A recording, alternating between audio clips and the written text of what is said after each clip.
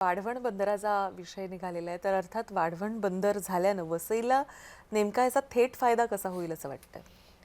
वाढवण बंदर पालघर जिल्ह्यात आहे. वसई आता आपण पालघर जिल्ह्याचं पहिलंच आपण म्हटलं तर विधानसभा वसई विधानसभा प्रवेशद्वार. प्रवेशद्वारच आहे वसई.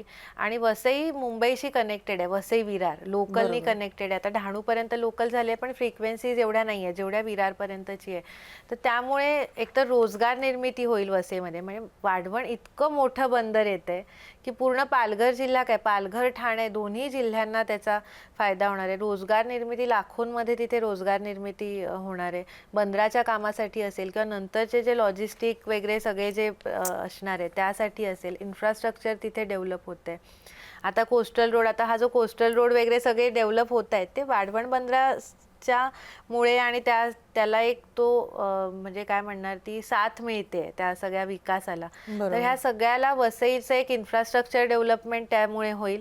वसईमध्ये रोजगार निर्मिती होईल आणि वाढवण बंदरामुळे देवेंद्रजींचं जे स्वप्न आहे की वसई विरार पालघर जिल्हा चौथी मुंबई करायचं.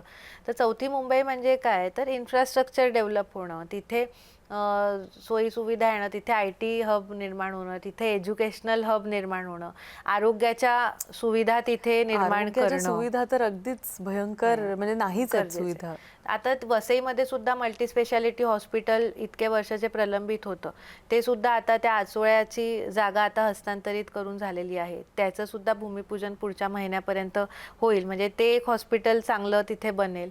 पालघर जिल्ह्यामध्ये देवेंद्रजींनी अनाउन्समेंट केलेली आहे की मेडिकल कॉलेज आणि मोठं हॉस्पिटल, तिथे मेडिकल कॉलेज आलं की हॉस्पिटल येईलच. तर ह्या सगळ्या ज्या सुविधा आहेत त्या तिथे येतील आणि त्याचा डायरेक्ट इनडायरेक्ट हा लोकांना तिकडचा फायदा होणारच आहे. नक्कीच चौथी मुंबई कशी असेल आणि याकडे पण सगळ्यांचं खरं तर लक्ष लागलंय. वाढवण बंदर हे खूप गेम चेंजर खरं तर ठरू शकणार आहे.